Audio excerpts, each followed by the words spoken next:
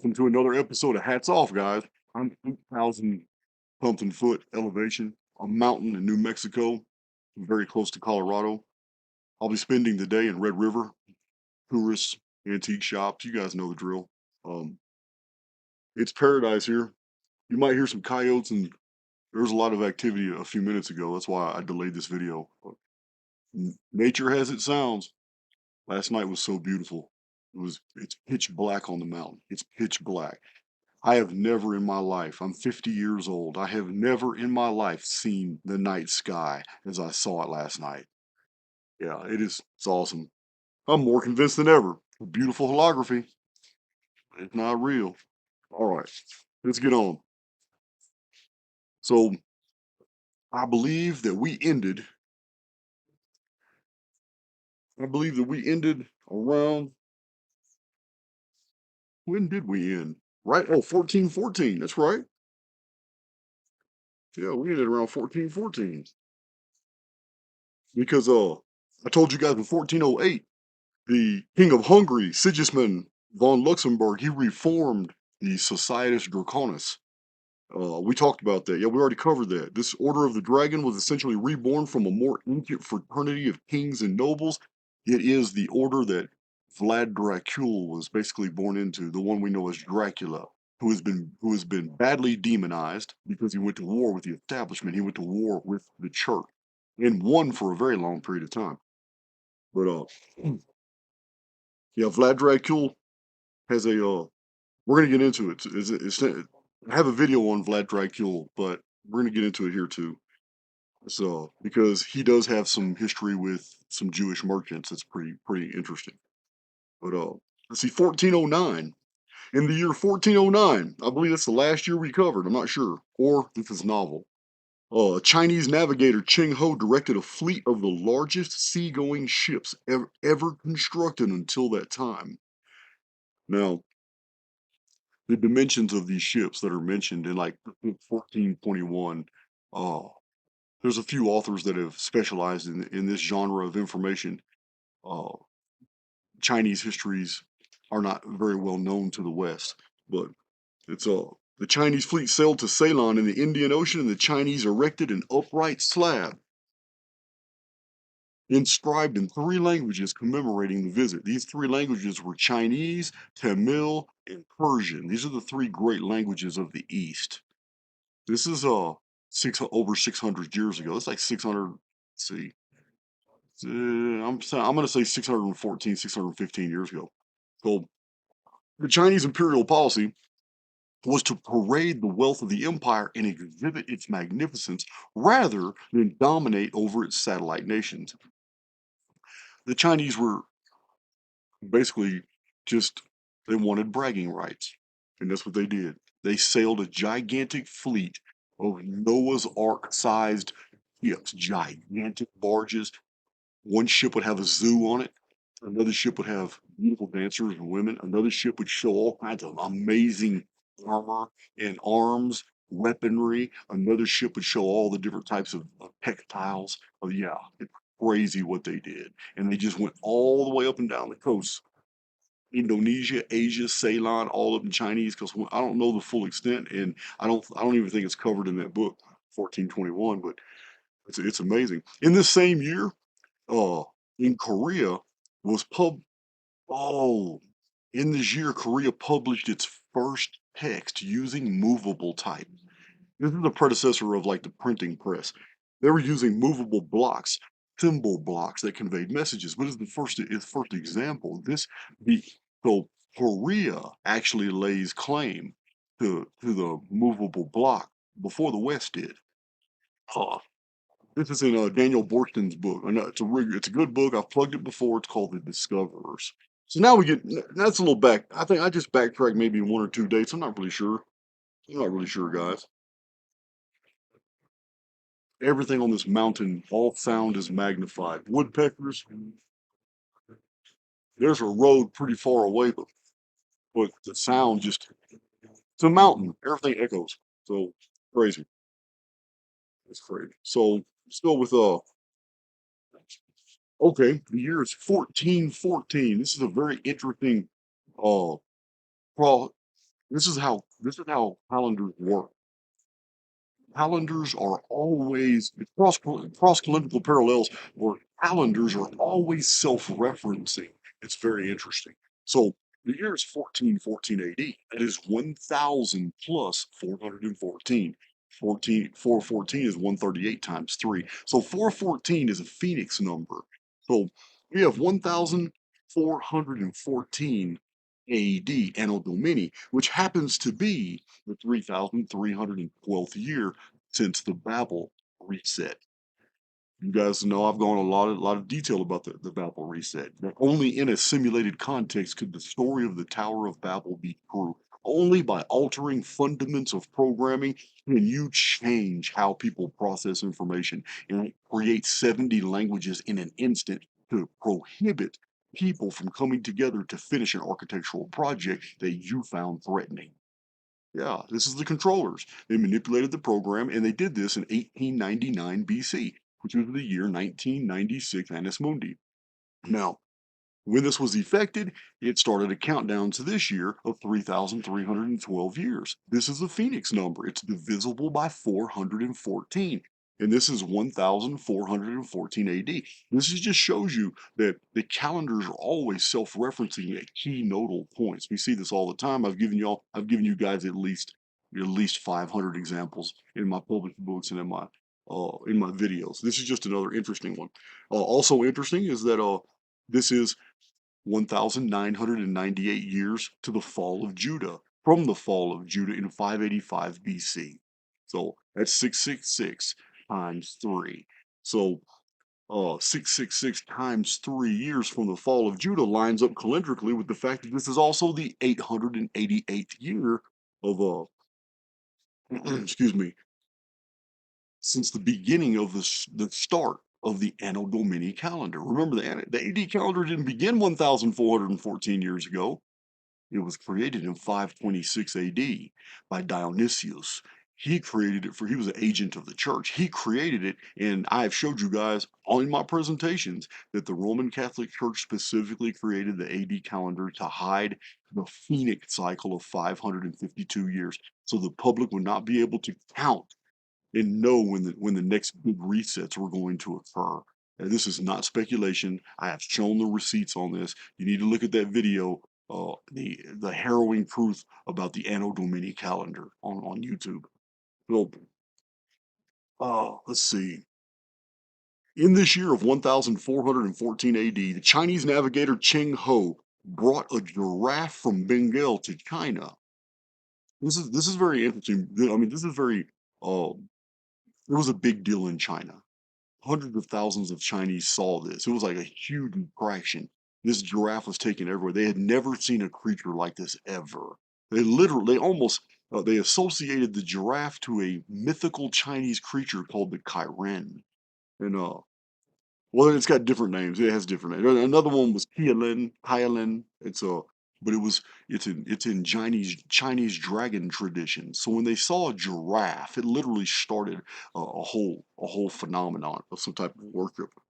But the African creature had never been seen by the Chinese, and its presence caused a sensation, for the physical attributes of the giraffe matched those of the legendary creature called Kialin, which intriguingly sounded to the Chinese as the same as the Somali African name that was given to the giraffe, which was Jirin.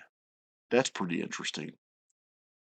Africans called this creature by a name that was phonetically very similar to the name given by the Chinese to a mythical creature that looked like a giraffe. So I'm only telling you guys these things because what it is the Chinese did know about giraffes, but it had been thousands of years since they had come in contact with those creatures, so they had become mythical.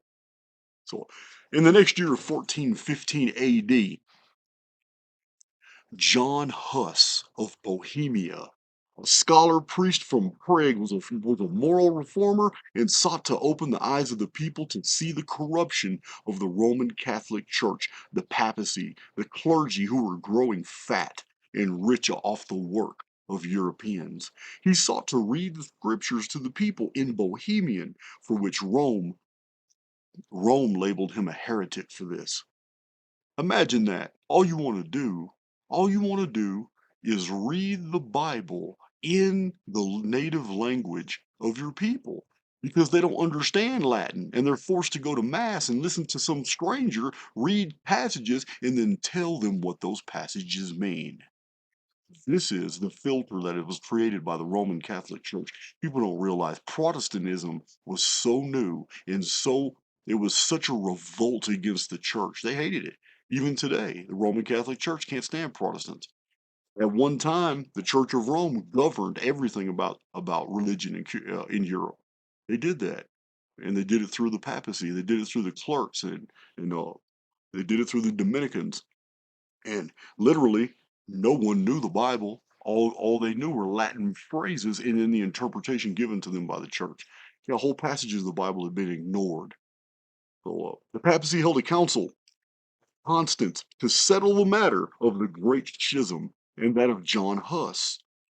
Now, the Great Schism is a reference. I've already been through that. It's a reference to the division between the Eastern and Western. We had the Pope and the anti-Pope now because there's a division in the church, East and West. So, uh, John Huss, who is now regarded as an enemy of the papacy. Huss was invited to participate in the council and given a clear, safe conduct from the emperor. Huss went to Constance, Germany, and was arrested by agents of Rome, imprisoned until on the verge of death and diseased. A mock trial was conducted, and Huss was burned at the stake while singing Christian hymns. That's the establishment. That's how government works. That's how the church works. They'll make a promise to lure you in, then they'll sacrifice you at the stake and justify it. This is my chief grievance against my former faith, Christianity. Yeah, the heart of a lot of Christians are in the right place, but you know what? It's the individuals who are spiritual. It's the individuals who have ascended internally to a spiritual realm that is far higher than religiosity could ever obtain. The problem is a lot of them are still blinded into thinking that their virtue comes from their religion, and it doesn't. It comes from within.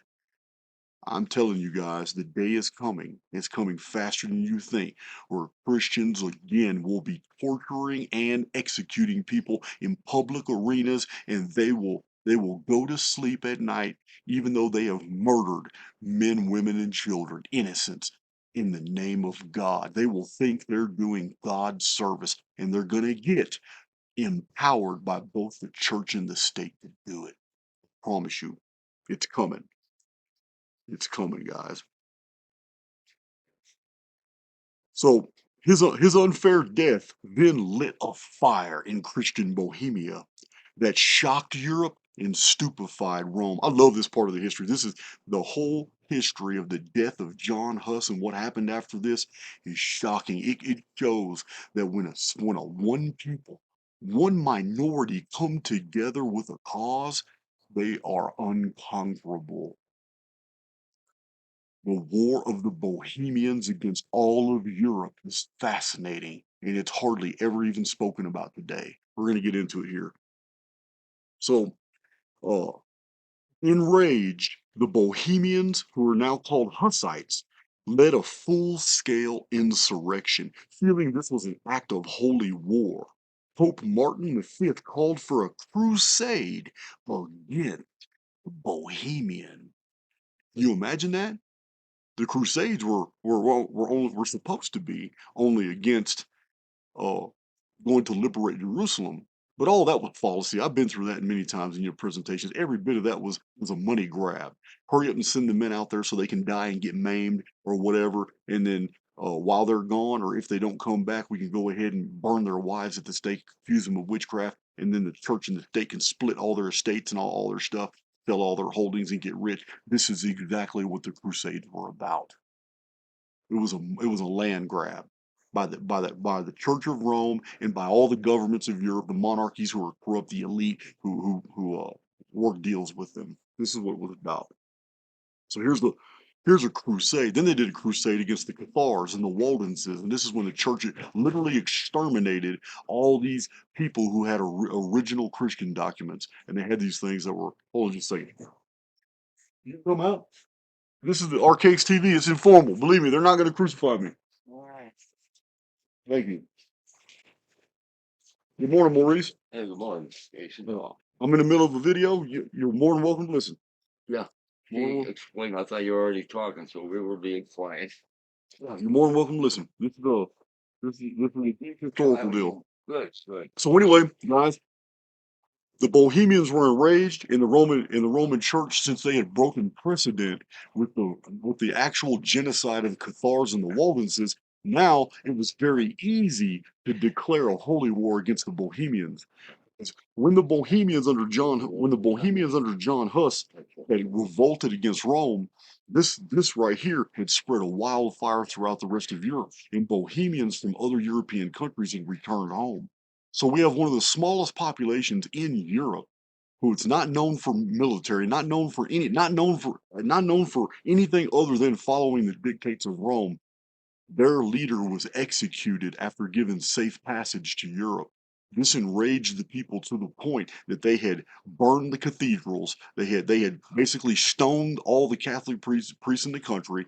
They had declared that they would be free of Rome, and the actual burning of the stake of John Huss is the fire that lifteth war. And all the monarchies of Europe and the Roman papacy itself were not prepared for the violence that unfolded from this minority of people. We're going to get into that right now. This is the Bohemian War of John Huss. So, uh, Pope Martin V, he called for a crusade against the Bohemians in five successive papal invasions. Five different papal armies. You gotta understand what a papal army is. The Pope had no army. So anytime a crusade was enacted, all the different monarchies had a percentage based off the population or the finances of their kingdoms. And they had to send the knights, the squires, the pages, they had to send the retainers, they had to send the men at arms, and then their cavalry, and they would put this together. Five times in an 8-month period, armies invaded Bohemia. All five times, these armies weren't just defeated, the Bohemians slaughtered them. This is a this was to the absolute disbelief of all the other monarchies. Huge kings and empires in Europe that were working with Rome had no idea how to deal with this problem. After five armies just literally vanished, they did not return home. So they went back to the drawing board, and the Church of Rome and the monarchies come up with another plan. So uh, this was no ordinary series of invasions, for all of Europe fought against the Bohemians, and all of Europe completely lost. Now, peace would be concluded in 1436, but you got to understand this is a very long period of time. We're talking about a 21-year period of intrigue, spying, executions, attempts to enter Bohemia. The Bohemians were not having it. Burning John Huss after giving him safe passage to Rome to plead his case completely changed these people. They are so anti-papal that they would not even communicate with the cardinals that were sent to talk to them. It was over with. All they wanted was to kill the Pope. So, let's see. Also in this year of 1415, um, we're talking about 600, a little over 600 years before our present period. Um, the Roman Church destroyed, two second century AD Jewish books said to contain the true history of Jesus. Now, this was a big sensation at the time because up until this time, there were still holdouts all over Europe who were going by the original Jesus traditions and not the new ones that were promoted by Rome. You have to understand, guys, the reason the Waldenses and the Cathars were executed, man, woman, and child, is because they refused to give up their texts. Under the Dominicans, the Roman Church invaded their territories in southern France and basically made those people give up their original Christian documents. In those original Christian documents, we have a story of Jesus coming from the east, and the only thing miraculous about him was the fact that nobody could argue with him because his doctrine was perfect. and that he wasn't Jewish, and the main problem the Jews had with him was on ethnical grounds. They couldn't argue against his doctrine. These original Christian documents, like the Gospel of Marcion, these texts were in the possession of the Cathars, and the Waldenses were trying to educate the rest of Europe and tell them, look, man, Jesus is real. But all these myths and all these legends that have been attached to him, and all these miracles and turning water into wine and virgin birth, this is the ancient sun god. This is the Apollo narrative imposed on Jesus. And when the Waldenses started sending out basically missionaries to try to educate the rest of the Europe that they've been hoodwinked and that Matthew, Mark, Luke, and John aren't the real Gospels, they're the Rome version, every Waldenses and every Cathar, man, woman, and child were executed, burned at the stake, thrown in dungeons, left. They even built, the Roman Catholic Church built whole towers, filled them with people, sealed them inside. This is the fate of the Cathars and the Waldenses. And the Hussites now knew in Bohemia that this would be their fate as well. So they weren't trying to hear it. They went to full-fledged war against Rome. And in this year, still covering up their tracks, still trying to eliminate all opposition throughout Europe. There were two second century Jewish texts that admitted the true history of Jesus. These last two texts were finally burned, confiscated. They were entered into the Index of Forbidden Books that were published by the papacy, meaning that if you had any copies or even renditions of these two books, you would be burned at the stake with the text. So this is what the Index of Forbidden Books was. So not only were they put on the index, but the last two known copies of the real history of Jesus were eliminated. So this is all in the year 1415, in the year that the Bohemians beat the crap out of five multinational European armies, all hired by the Pope. So let's see, we are peace. Okay, these books had been known to Hippolytus in Rome in the year 176 to 215 AD, and you guys got to forgive me. It looks like Epiphanius uh, of Salamis in Greece. So, uh, the source material for this very interesting passage right here, just for the year 1415, is A Short History of the World by one of my favorite authors. I know a lot of people have problems with him because of his background in Freemasonry, but still, as a chronologist, I have to admire that H.G. Wells put together one of the most comprehensive history of the world chronologies I've ever seen. Yeah, it's still popular today. It is still sold today. And I recently had a copy and gave it away to a friend when I data mined it, but it's literally called H.G. Wells: A Short History of the World. It puts everything into proper perspective. So the also the second book is Huss the Heretic. Huss the Heretic. I got all this data from pages 105 all the way to 113. Huss the Heretic is about the Bohemian Wars, the history of the Waldenses and the Cathars. It's a it is a old book, and it's probably I believe it was written like 140 years ago, but it's now provided by Paul Tice of Book 3. You can get a real cheap paperback of it, and it's a facsimile. 'Cause you know Paul Tice, that's what he does. He doesn't do new renditions of older text. He publishes the original text as it was, and, so it still has the ink smears on it from the old typing blocks and all that. And the third source for this section is a book that I think everyone needs to read sometime in their life. It's not a long book, but it's called The Bible Fraud, and it gives you an exact. It basically informs you as to what the Bible originally was, and then how it became within 1,000 years after the events of Jesus' life, and then how they spent about 400 years during this period right here eliminating all references to that 1,000 years of changing the Bible. So this is that sums up the year 1415 AD. So 2 years into the Bohemian War against Rome is the year 1417 AD. France and Spain, followed by other European nations, at the Council of Pisa, affirmed the high antiquity of Christianity in Britain, which was, by all accounts, because the books were referred to, and this is something that I'm going to agree to as well, is that this Britain was the first European nation to accept Christianity, and the oldest Christian texts are actually ancient Britain texts. And yeah, I'm 100% in agreement with this. This is where the origin of the story of Joseph of Arimathea comes from. That Mary had actually come from West Sussex. This is these stories.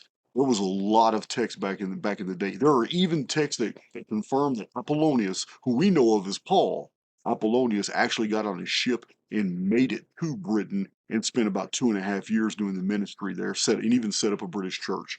So, uh, for if you want real good Christian British histories, there is no better authority than Hugh Montgomery. Hugh Montgomery has written three or four books. He may still be alive. I'm not sure. He was getting very old by the time his third book was published. But Hugh Montgomery provides some fascinating.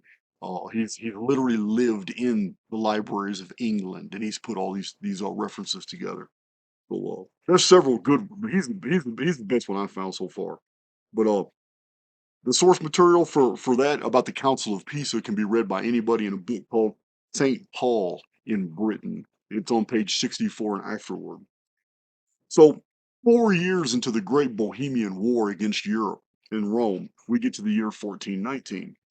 In 1419, in the Far East, the Chinese uh what's it the Chinese, after a very long period of time, the Chinese finally publish an encyclopedia set that is 4,000 volumes long of the complete history of China and the known world of China, the Far East, as best known to them, using all their source materials, all their archaeology. It was an interdisciplinary deal. This is the height of Chinese culture.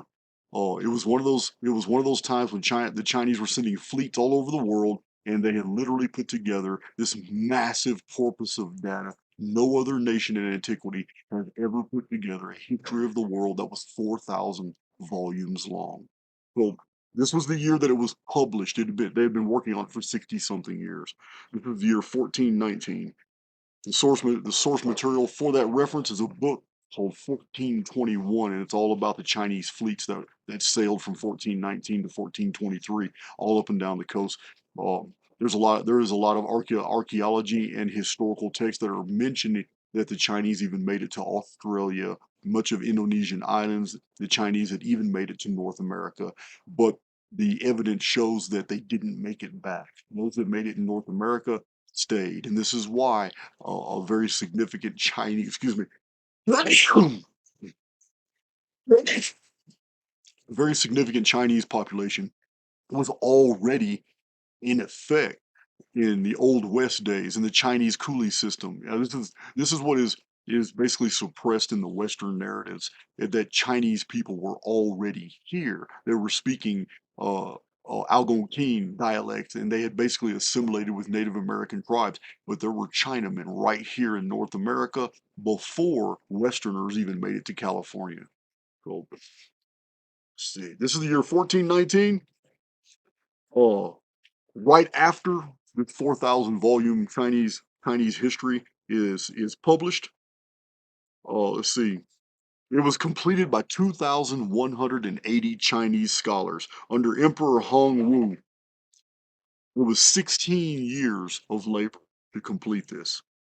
Right after it was completed, an earthquake in the Fujian province killed 174,000. The estimated death toll at the time of Chinese was 174,000 people.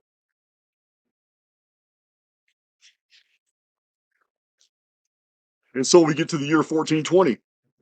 In the year 1420, we have our tiny hats again. They've been acting up. They've been pissing people off all across Europe. So we have, during the Bohemian Wars against Rome in Europe, we have the Jews again implicated of financial conspiracies and financial crimes, all from both Lyons and Austria. At the time, Austria was a German-speaking people. So the Jews are expelled. They're literally rounded up at Lyons. France and in Austria, and they're rounded up and they're just ejected from these countries. Now we already know by this time of 1420, there has already been over 40 expulsions of Jewish communities from no other culture in the world has ever been expelled from so many deals, and it's always the same thing every single time. It's coin clipping. Every single time it is financial, it is usury, it is financial crimes. Not only it is ordinarily the people that rise up in those governments, like we saw, what started this entire hats off series, what started the whole thing was the people of England rose up to the point where the monarchy had to do something because the Jews are very rarely kicked out by a monarch. They're only kicked out by a monarch after the people threaten to revolt.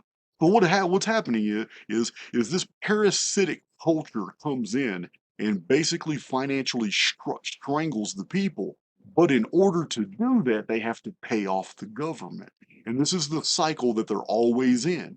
Fleece the people, the hard workers, the blue collars, and then take some of that money to appease the lords, the dukes, the barons, the nobility, aristocracy, whatever. They pay whoever they have to pay off so they can continue to fleece the people.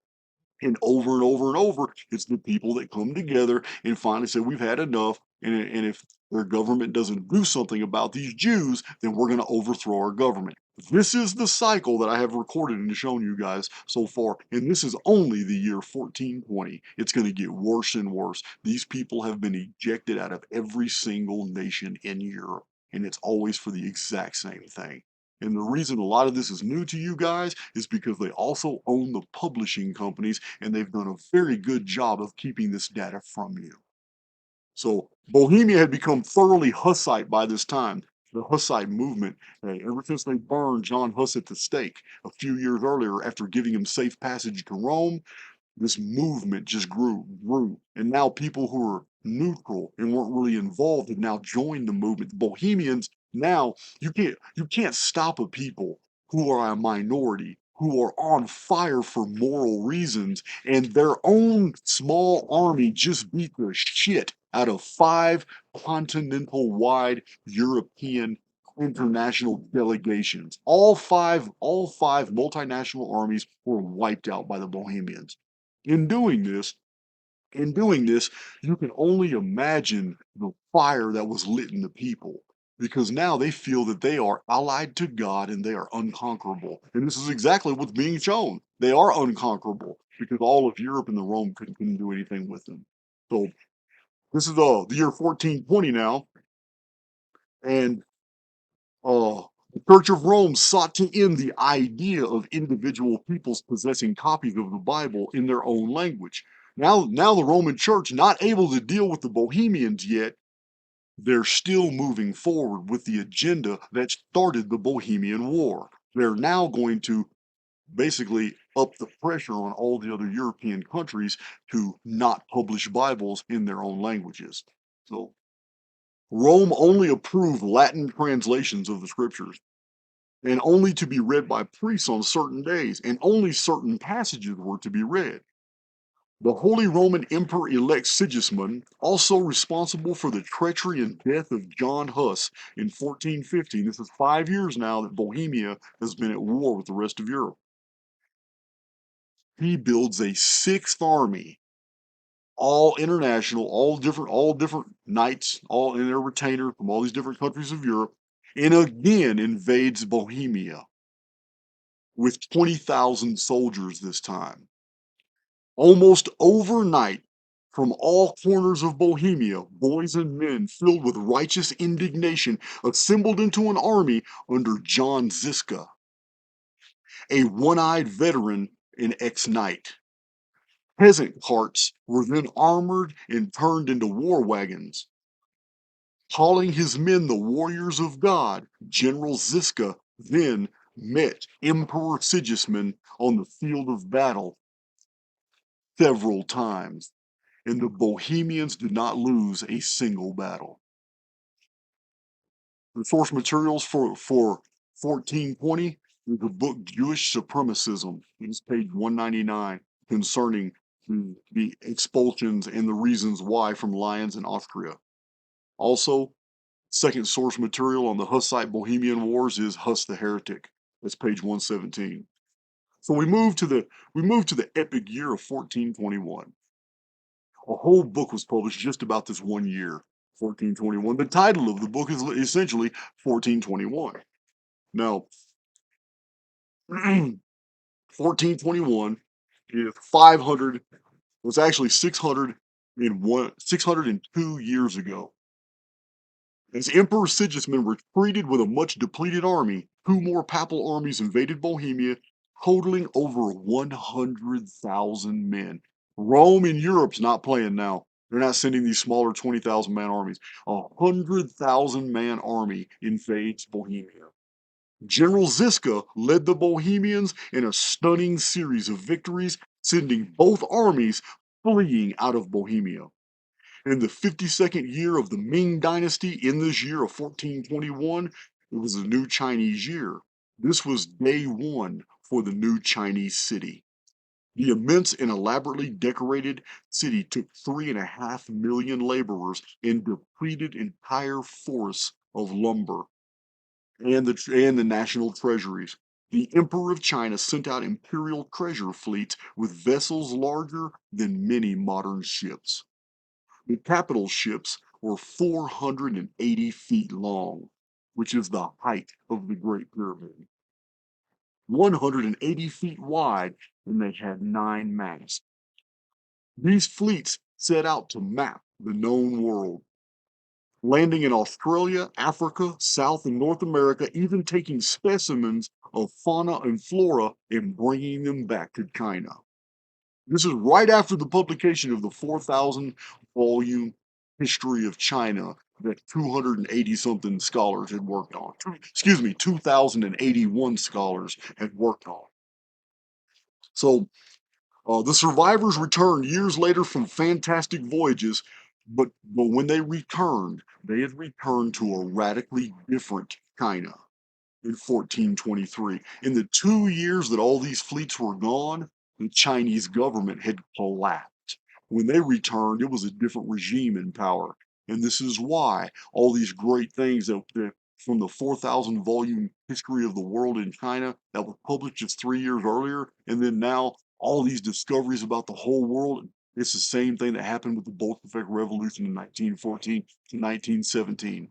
The Russian Romanov scientists had done all these amazing discoveries, all these new scientific discoveries, but as soon as the Jewish takeover happened in 1917, every bit of that was suppressed, and the world did not learn about these things for 60 to 70 years. But the Russian Romanov Christian Christian Empire, their scientists had already made discoveries for which the rest of the world would not even be on board with for 30 to 50 years. So this is essentially what happened with the Chinese. When the fleets came back with all these discoveries about the world, they came back to a China that did not respect them, did not give a damn about what they're doing. They were pilfered all the stuff that was taken, and none of the knowledge was preserved. So on May 9th, a storm swept over the Forbidden City, and lightning struck the top of the precipices, starting a fire that burned down to the heart of the new city. Fire spread out of control, and many Chinese were killed. A prodigious amount of labor on the city caused untold miseries on the people, and now the ruinous fire burned for 96 days. So the Chinese drained their entire economy to build the super city that then just burned down almost immediately. They drained their economy to build 6 fleets that traveled all over the world and acquired scientific specimens of all kinds of stuff, only to return to an empire that had completely collapsed. The China, the I mean, there's no better way to it's a perfect example of this retardation of development, this arrested development that is in the Chinese genome. I have addressed this in my Anunophiles videos. I have explained that there is something that is in the DNA of a lot of people in this world that causes them to undo, literally tear apart the very things that they build. And I've been accused of being a racist. I've been accused of all this, but the truth of the matter is all throughout history, these Caucasians have been shown the infrastructure builders. And when you study Hinduism, you find out that its Aryan roots, it was a Caucasian deal. When you study the legend of Titicaca in South America, all of Melanesia, Polynesia, Micronesia, Thor Heyerdahl has documented this very well. When you only use the information from non-Caucasian peoples, they all say the same thing, just like the Chinese did about the Dragon Kings who founded their civilization. And when they're asked why are they called Dragon Kings, did they have wings? And they say no, they had beard. To the Chinese, someone who could grow a beard in ancient time made them a Dragon King.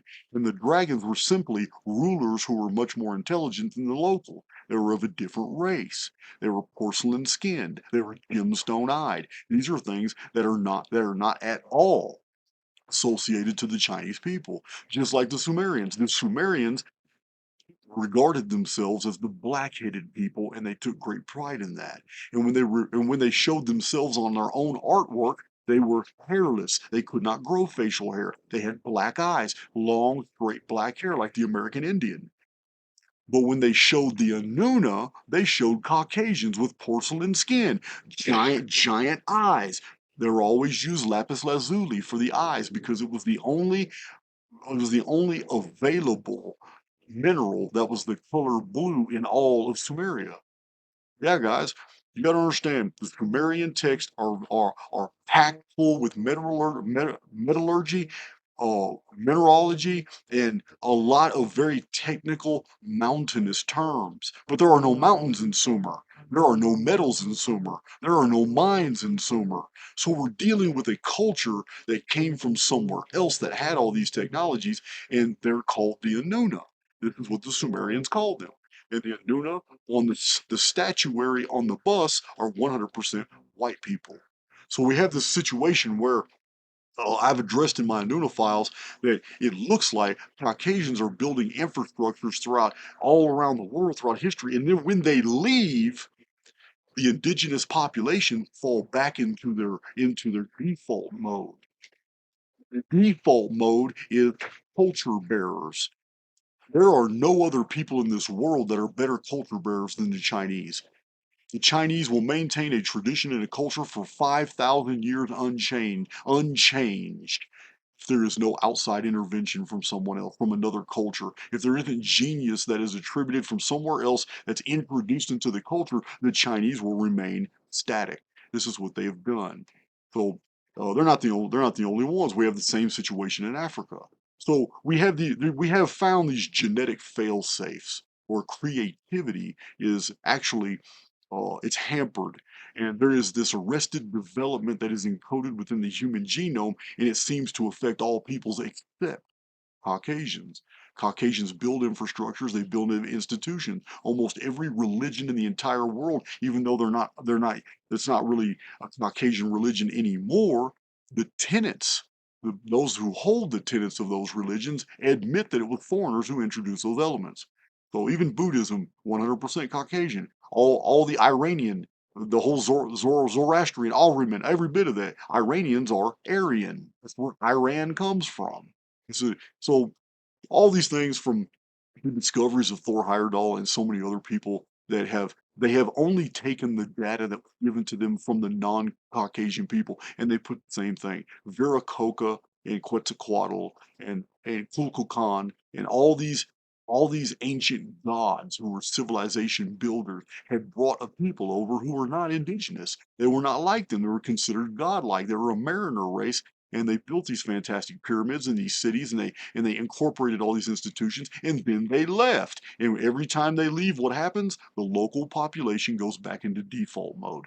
This is what happened in 1421 right here with the Chinese people. They went right back into default mode, which they just can't help themselves. It's not anything that we can blame the Chinese for. Whoever developed our avatars and our cerebral capacities, which is all coding and it's all DNA, whoever did this development put this arrested development in these people. You can't blame Caucasians for it at all. But somebody designed these avatars, and somebody designed these avatars with cerebral restrictions that hamper creativity. And that creativity seems to, when it comes to the building of infrastructure, seems to be unhampered when it comes to the Caucasian. So this is something that a whole field of study should be opened on, but it's not going to happen. Because as long as you have the tiny hats in control of all publishing in the world now, you're never going to have anybody who's going to be funded, who's going to be able to even get published or peer reviewed that even talks about these things. The agenda today is to make Whitey look real bad, and this is what the publishing industry does, and they've been doing it since World War II. It was one of the agreements of the Nuremberg trials. So they wanted to make sure that something like Nazism would never again rise in the world. So in order to counter Nazism, they had to do two things, and this is what they've been doing since 1946. And the Nuremberg trials started the whole publishing regime of where they're basically going to demonize white people and raise everybody else up in the world as being the originators of their culture and the originators of whatever's found. They're going to highly compartmentalize history so that if you're in Mexico and you're Mexican, then your ancestors built the Toltec pyramids. This is the agenda, but the actual facts are if you are Mexican today, then you are part of Castilian or Aragonian blood and indigenous Mayan and Zapotec blood. Aztec blood. However, you don't have anything to do at all with the Toltec Empire because even the Aztecs told us that the Toltec were bearded and they were white and they had nothing to do with the Aztecs. They weren't even genetically related. The Aztecs came into the Toltec cities after the Toltecs were gone. They got in their ships and they left, but they left whole pyramid cities all throughout Mexico. The Aztecs did not build those cities, they inherited them. Just like the Inca did not build Cusco, they didn't build Tiahuanaco, they didn't build Pumapunka, they didn't build the hundreds of other sites that are all throughout the Andes, Altiplano. They didn't build any of those. The Inca inherited them. But if you don't talk to the Inca and ask them where all these things came from, you wouldn't know that because you would be subject to an education that was completely written by the tiny hats. So let's move on to 1421. Okay, the Chinese have collapsed. They have drained their entire economy to do the 4,000 volume encyclopedia set, to build their new capital city and to fund these fleets. And then everything collapsed, everything burned, earthquake destroyed everything. In the 2 years that the fleets were gone, the fleets get back to a whole different China. They're no longer appreciated. The ships are dismantled. Everything is stolen off the ships. Oh, and China goes into a dark age. Just as soon as it became enlightened, it goes into a dark age. So the next year is 1422. This is the 800th year after Hijra. Remember that Muslim calendar was not created when Muhammad fled Mecca to Medina. It was not created then. Just like every other calendar in the world, it was created in retrospect by those who were trying to basically promulgate an agenda. Muhammad himself was never attached to a calendar. The calendar was created long afterward. But this is the 800th year of that calendar. Calendar dates from the alleged flight from Mecca because the Arabians weren't trying to hear this new Islamic message that Muhammad was basically teaching. And the reason for that is because the Arabians already knew where it was coming from. For those of you who don't know the origin of the Quran and don't know, they took old Sabbatean texts just like they took the old Christian text and Greek text. Rome did the exact same thing. The Quran was old Nabatean and Sabaean texts that were Arabian. And the Arabians know their traditions, they know their histories. So when Muhammad first appeared, they're like, hell no, what the hell is this? They get this whole new Quran, this whole series of writings, which is Judeo-Christian, but it's put through an Arabic filter. And they revolted against it. They're gonna kill that dude. That's why he fled Mecca and tried to get to Medina, which started the Muslim calendar. But Islam, not the Arabians, not the Arabian culture, not the Arabian religions and all. I'm not talking about all that. I'm talking about Islam. Islam is a Jewish created religion to help control their enemies, which surrounded them in Palestine. This is what it was. And they used their agent Muhammad, and Muhammad was married to who? You guys do your homework. Who was married? Who was he married to? He was married to an ex-Roman Catholic nun. So, so let's get to 1422. This is the 800th year of the Hijra calendar. This is 3,660 years after the Great Flood in 2239 BC caused by the Phoenix. Two more papal armies invade Bohemia, and the first was beaten so badly that the second army turned and fled. So this is like 8 armies now that the Bohemians had defeated. This is 1422. You can imagine the rage the Pope was feeling now. This small little population of people was beating the shit out of every army that was sent.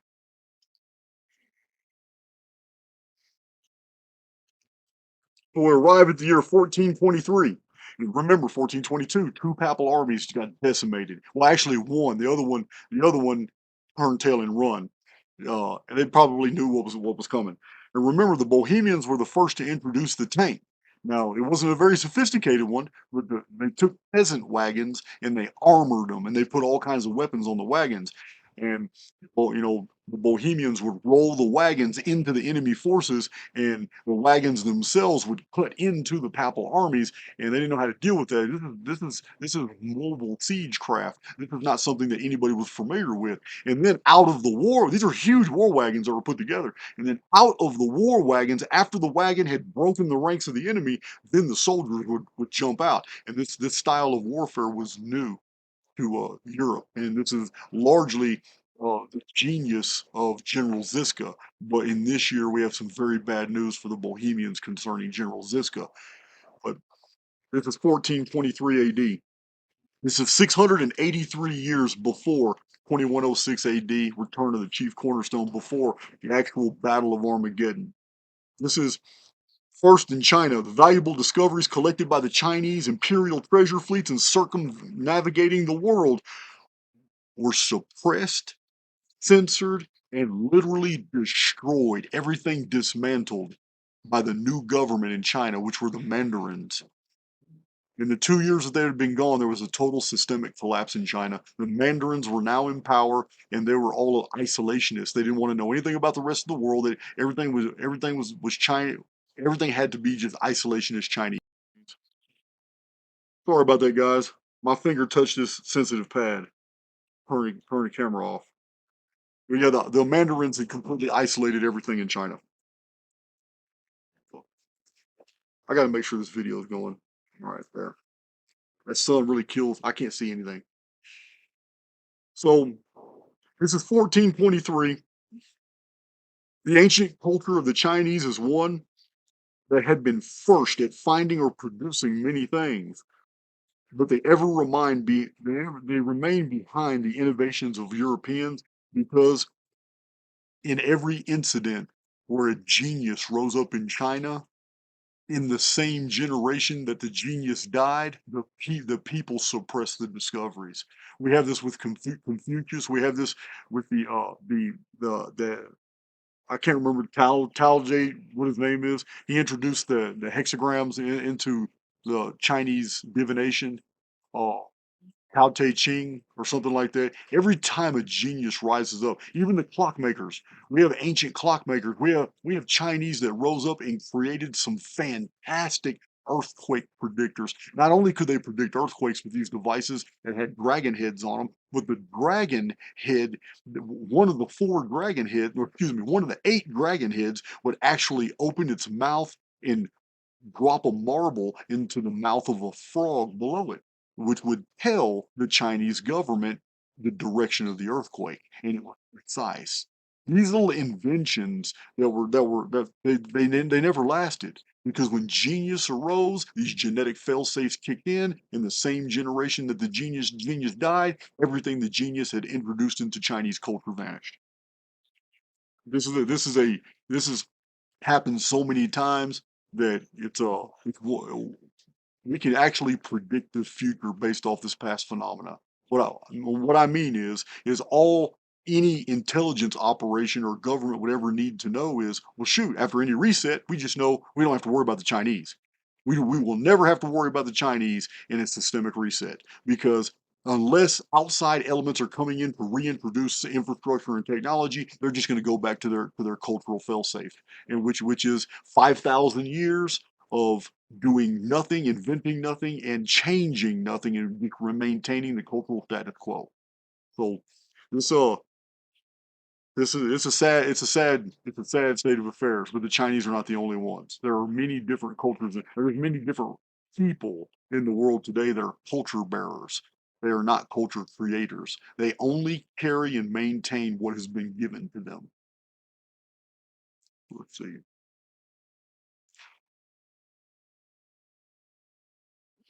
This sums up 1423. I was wrong. John Husk is the following year. I mean, Ziska is the following year. That's 1423. But in 1424, this is the 3,300th, 33 centuries since the Abrahamic covenant was instituted, supposedly in the Old Testament, when Abraham, who we know of actually is Brahma and Saraswati, and not Abraham and Sarai. We have we have Brahma actually being told by the Oversoul that if you will follow me, I will make your descendants as the sand on the seashore, and your descendants will fill up all the islands of the earth. They will survey the entire world. That their children's children will fill all the countries of the entire world. And there is no other people. Remember, Brahma is an Aryan prophetic god. Brahman, he was married to his half sister, who is Saraswati. This ancient story, there's no other race in the world that does what Caucasians do. This isn't white supremacy or anything. Every single race in this world stays in their own geographical confines. They do not migrate, they do not colonize, nor are they assimilationists. But all three of these traits are solely Caucasian traits. Caucasians have always been mariner races. They have always migrated. They have always moved from continent to continent.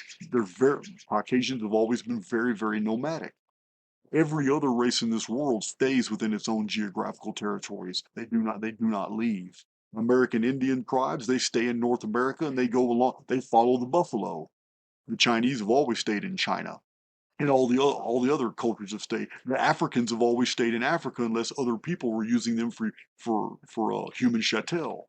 So we have South American cultures have always stayed in South America.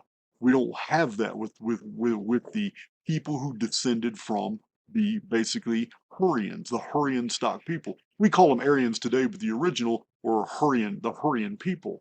And the Hurrian people completely colonized all of northern India among the Dravidians of India, the indigenous people who, after 5,000 years of contact with the Aryans, the Dravidians are still where? They're still in India. They haven't gone anywhere. Because if it's not a Caucasian people, that will always stay where they're from. It's only in the last 300 years when Caucasians have basically colonized the entire world and imposed Western imperialism on all these other countries through programs like the East India Company. It's only by virtue of that have a lot of other cultures and have now non-Caucasian peoples have been going all over the place because we've built now an international infrastructure which allows for people from Pakistan to fly to the United States. It allows for people in India to fly to Germany. It allows all these things. But prior to the incorporation of Caucasian technologies and infrastructures imposed on the entire world, I mean, remember, guys, I'm saying imposed because that's exactly what we did. For those of you who don't know, Japan refused to open up their ports to the world.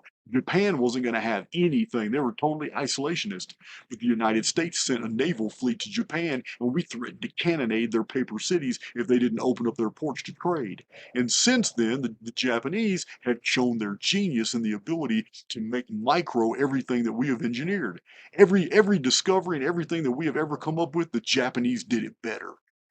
So everybody has their value, but it's always taking Caucasians to impose their infrastructures and technologies on others to find out what that value is. So anyway, we need to move on. This is 1424, and in the year 1424, the Jews are expelled from Cologne. Another expulsion. Remember, guys, history washes over these events. They love to play victim, but you don't hear about Alabamans being expelled from Texas. You don't hear about French people all of a sudden being expelled from France. You don't hear about this, but you do hear about Jews being expelled from every nation in this world that they have ever built an economy. This is the origin of the term ghetto.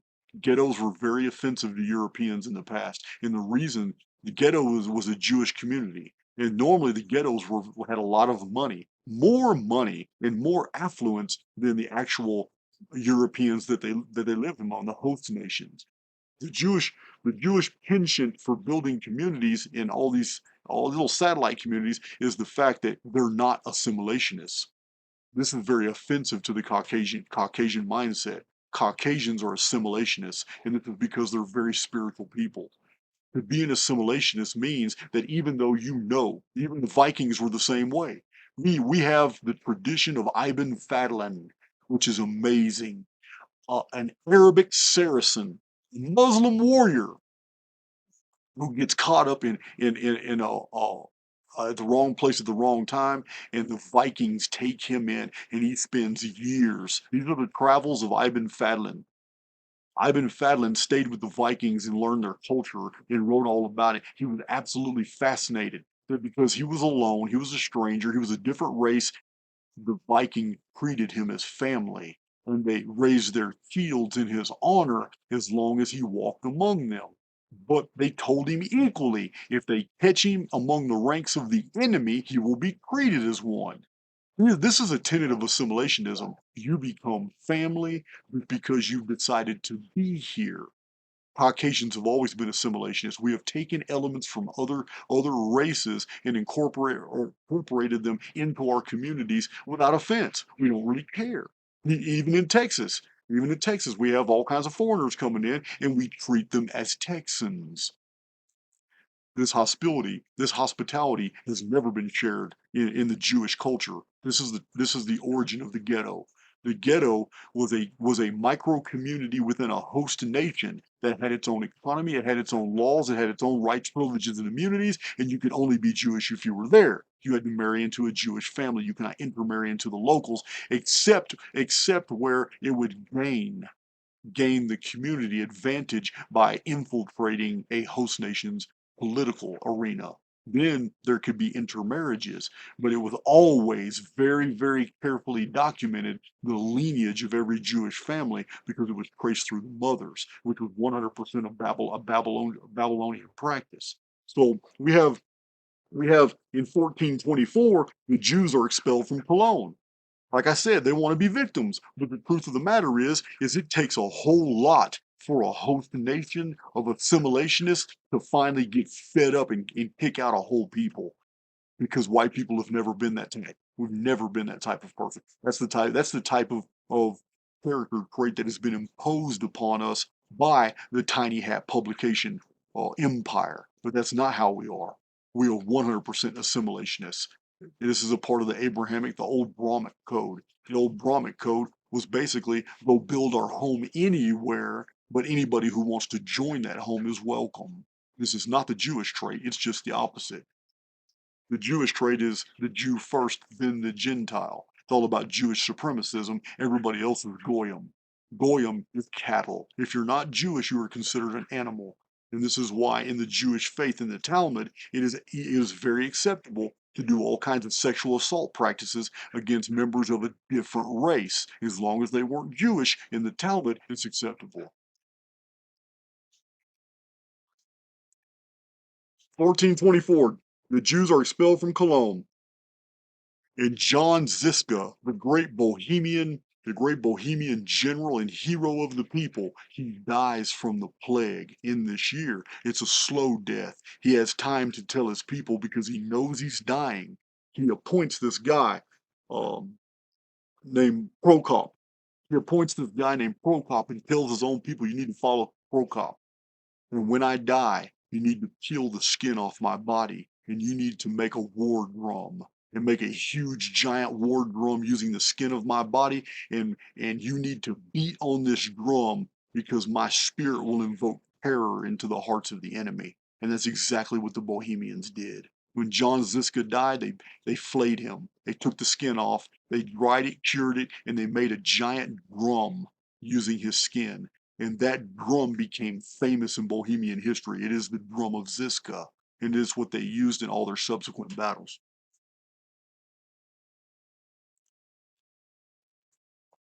That part. First time y'all heard that? Yep. Yep. Yeah. Sure. I got a little audience over here, guys, behind the camera. But yeah, this is source materials for this entire section is Jewish Supremacy, pages 199 and beyond. And again, the old book that I encourage everybody to read, it's an old reprint of Plus the Heretic. So we get to the year 1427. Bohemian War still raging on. The Pope calls for a fourth crusade against the Hussites. Remember, this is like 9 invasions. 4 of them were declared as papal crusades. And maybe there was some legal reason for calling a crusade. Maybe the word crusade automatically obligated some monarchies to participate more. I don't know. But four of these 9 invasions were considered Roman crusades. So in the fourth crusade, the papal armies were assembled from all the countries of Europe. It had taken more than 2 years to organize these armies after the news of Ziska's death. This is very well organized, and they're really trying to do a fateful blow. The Pope hated the Bohemians so bad, to wait 2 years meant that this is your Armageddon. They were really financing. They had to have drained their treasuries, economies. They're getting all the armies of Europe. 2 years of planning. You know this general you hate is dead. He's been dead for 2 years, and yet you still wait. That tells me that this was a major invasion. This was a major push, unlike any of the prior ones. So, uh, so we have 2 years after Ziska's death, this massive army invaded Bohemia, and to the amazement of all Europe, this huge army was crushed by the Bohemians, who fought furiously to the beat of Ziska's war drum, which, according to reports, issued an incredibly loud noise. The papal army fled into Germany, and parts of Germany then fell to Bohemia. So here's the 10th invasion. The Fourth Crusade, the largest one by far, and the one that required 2 years of planning. Not only did the Bohemians win, but now they're taking huge tracts of Germany for Bohemia. So it was a terrible loss for Europe. It was a terrible loss for the Pope. This is a 1427. Source material is again the old books, about 140 years old, Huss the Heretic, page 117 and beyond. So we get to 1428. This is the 48th century evenly. This is 4,800 years of the ancient American Olmec calendar. This is the year 6,666 of the Anunnaki chronology, which started in 5239 BC with the Nemesis Cataclysm. This is the 3,666th year after the flood in 2239 BC, caused by the Phoenix. Henry the Navigator. I've talked about him before in some of my presentations. Henry the Navigator's brother in Portugal brought back from Venice, Italy, a map of the world that showed South America. Remember, guys, in the calendrics, this is 4,800 years. That's divisible by the great year of 600 years. This is a map of South America, and the rest, with South America at the center and the rest of the continents of our world around it.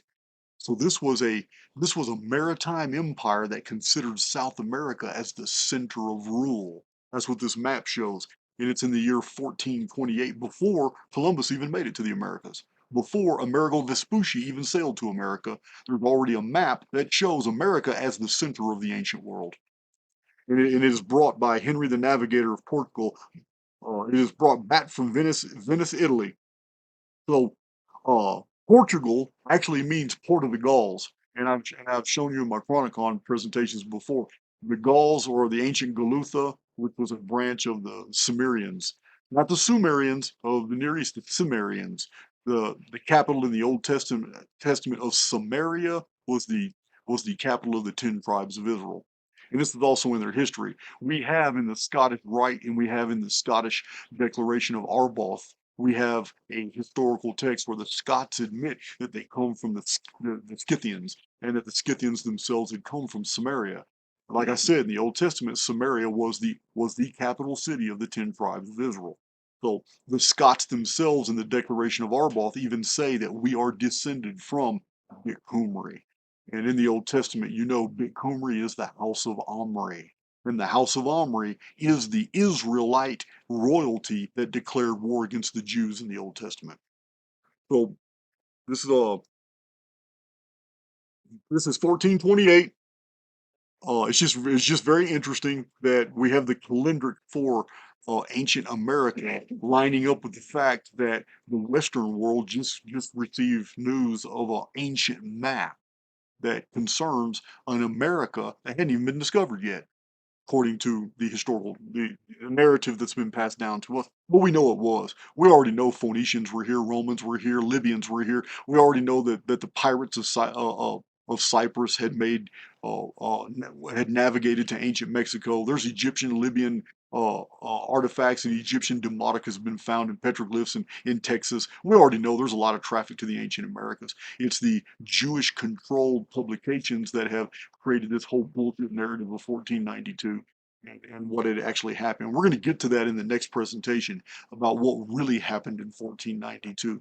Who Christopher Columbus truly is, what his real name is, where he came from, and why he was forced to leave the Spanish port in 1492 as well, and how the Jews had flipped that all totally around, trying to claim that he had discovered the Americas. Every bit of his falsified history. We're going to get to that in the next hats off presentation. That's for the year 1492. We're not going to get that far today. So, Chinese, this is 1428 as well, same year. Chinese historian Gavin Menzies of the United States sets out in his book, 1421, to demonstrate that this Venice map was the one made by the Chinese in 1421 through 1423. That the Chinese were not needed for this production, as it is now known that the Phoenicians sailed around the world and the Templars had access to these maps as well. Remember, guys, the Jolly Roger was created where? Remember, we've gone through all this history. The skull and crossbones black flag of the pirates was the Templar flag after the Pope burned Jacques de Molay on an open fire. Remember, they spit roasted him. They tied him to a pole and they just slowly turned him and they cooked him alive.